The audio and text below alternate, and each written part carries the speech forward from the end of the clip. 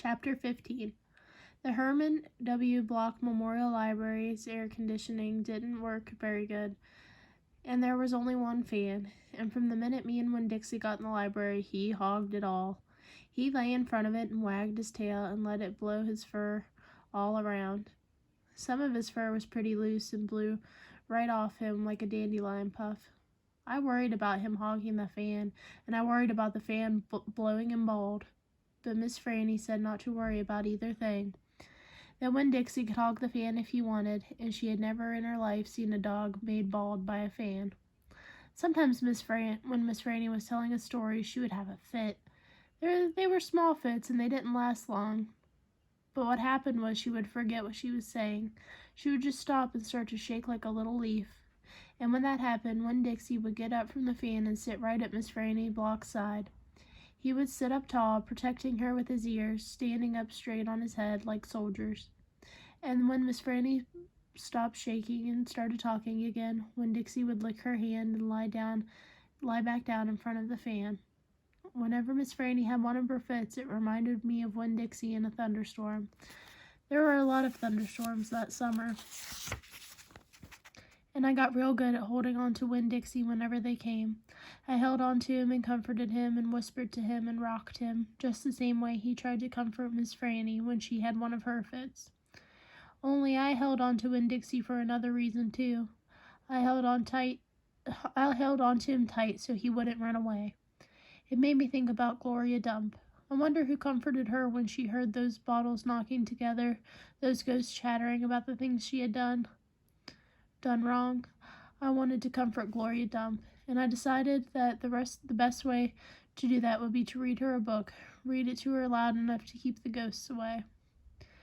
And so I asked Miss Franny. I said, "Miss Franny, I've got a grown-up friend whose eyes are going on her, and I would like to read her a book out loud. Do you have any suggestions?" "Suggestions?" Miss Franny said. "Yes, ma'am. I have suggestions. Of course I have suggestions. How about Gone with the Wind?" "What's that about?" I asked her. "Why," said Miss Franny, "it's a wonderful story about the Civil War." "The Civil War?" I said. "Do not tell me you've never heard about the Civil War." Miss Franny Block looked like she was going to faint. She waved her hands in front of her face. "I know about the Civil War," I told her. "That was the war between the South and the North about slavery." "Slavery, yes," said Miss Franny. "It was also about states' rights and money. It was a terrible war. My great-grandfather fought in that war. He was just a boy." "Your great-grandfather?"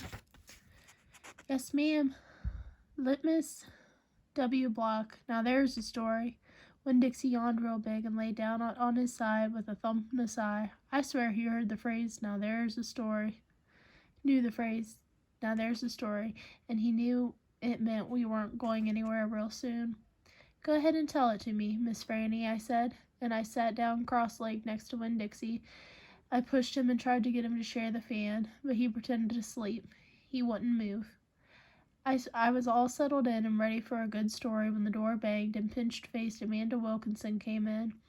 Winn-Dixie sat up and stared at her. He tried to smile on her, but she didn't smile back, so he laid down again.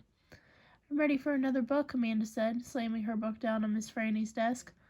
"Well," said Miss Franny, "maybe you wouldn't mind waiting.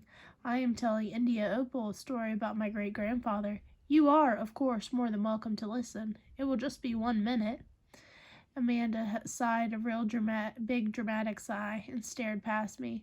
She pretended like she wasn't interested, but she was, I could tell.